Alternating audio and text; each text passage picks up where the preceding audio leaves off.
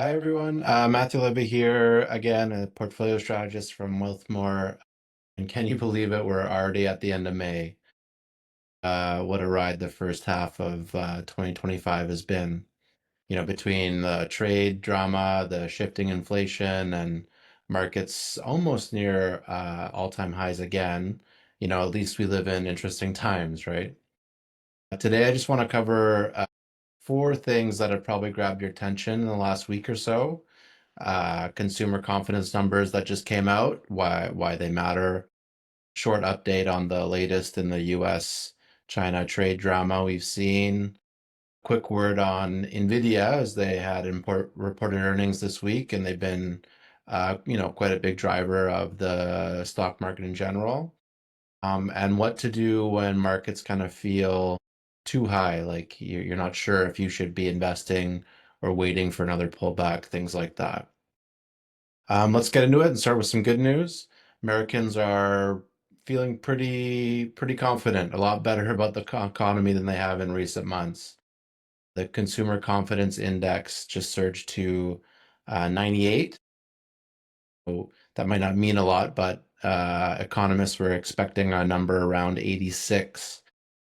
It's not as important to know what the numbers mean. Just know that it's the biggest jump we've seen in over a year. It matters because the US economy, it's a consumer economy, so it relies on consumer spending.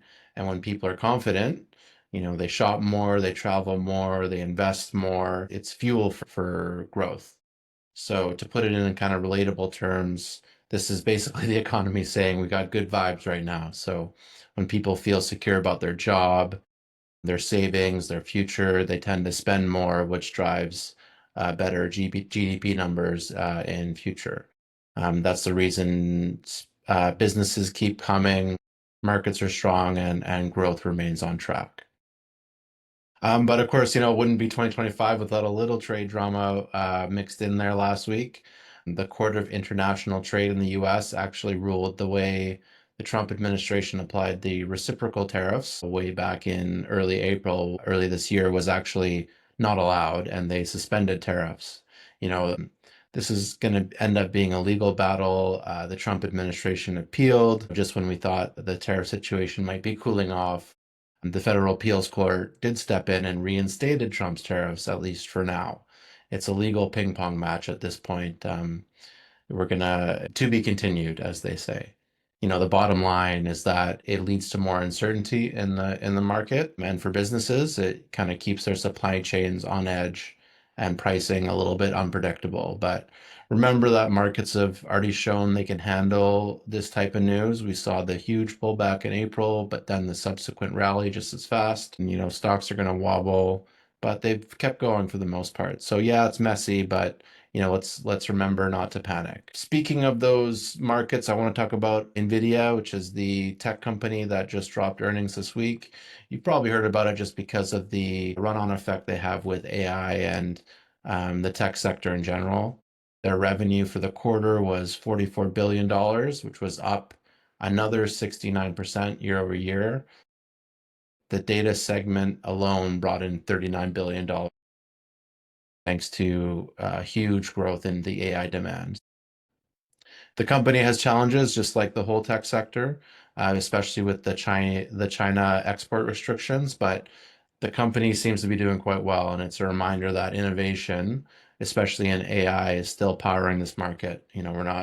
We're not losing that momentum anytime soon. So if you're wondering what's driving tech stocks or why the market keeps climbing, this is a big part of it. You're probably wondering now too, given that markets have recovered so much, is it a good time to invest, or should you be keeping your cash on the sidelines or things like that? But it's a totally fair question, especially with markets near all-time highs. But the contrast in this thinking is that even though investing at market highs or near market highs, it might feel riskier.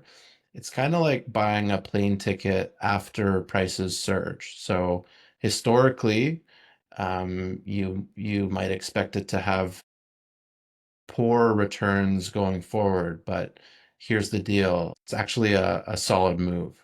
So since 1950, Fidelity did some research and they said that the market's actually hit over 1,250 all-time highs since then. According to that research, long-term investors who put their money in the markets on those exact market high days, they actually did just fine. So the average 1, 2, and 3 year returns after investing at a market high, they're actually pretty close to the average returns of the market overall. So what does this mean? We know corrections happen and we're going to see more at some point. You can't really predict when those are going to be, but market corrections after a market high are actually pretty rare. There's a saying in the market that says, market highs beget new highs, which means that as soon as you see one, the momentum kind of keeps going. And the reality is if you're investing for the next 5, 10, or 20, 30 years, a high today might actually look like a really good time to get in the market when you consider, that long down the road. If you're wondering, should I wait for a pullback before putting in my money? Just know time in the market beats timing the market every single time. So just to recap quickly, consumers are feeling optimistic. That's a great news for the economy. And we'll see some inflation numbers this week and kind of talk about that next week. Trade policy, it's still noisy. It's still gonna cause some uncertainty, but as of now, not really derailing markets too bad. Nvidia showed us why tech, especially tech in the US, is still kind of leading the charge. And just know that all-time highs aren't a red flag for investing. In fact, they're often the opposite and a green light for long-term investors. So as always, don't let the headlines kind of shake your strategy too much. Stick to your plan, stay diversified properly, and stay invested. Anyways, thanks for listening.